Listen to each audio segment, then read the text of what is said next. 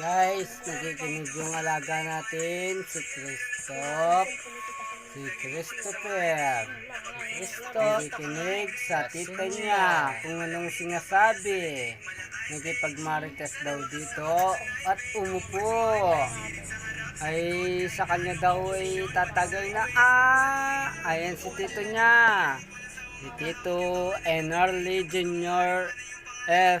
Isip. Ayan o. At ang pinsan niya, ayan. O, nakikinig si Christoph.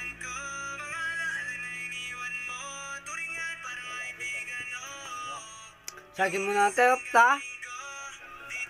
Ito naman yung pinakamaganda kong kasama at ang aking mahal na asawa. Love. Ay, ito yung ang aming pinakamamahal na Christopher. Baby Christopher. Ayan na. Parang banglad ka. Puyat, laging naglulusi. Palusi-lusi. Palusi-lusi.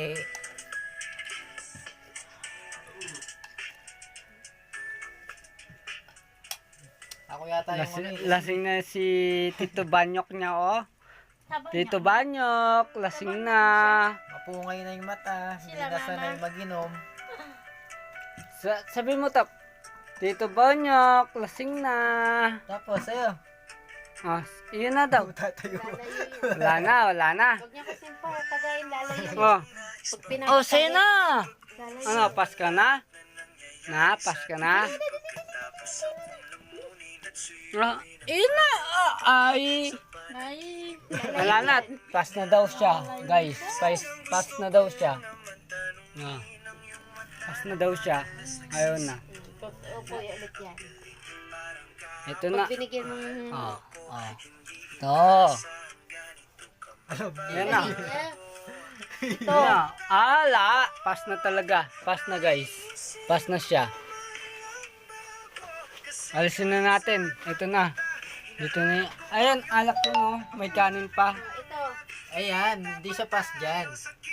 Wait, ano yan? Dog food. Ay.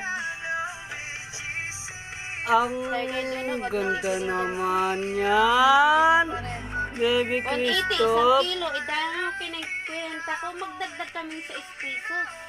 6 na kilong bigas. Bakit? Sarili namin pagkain. Oh, ano ba yan? Anak mo. Anak mo yan,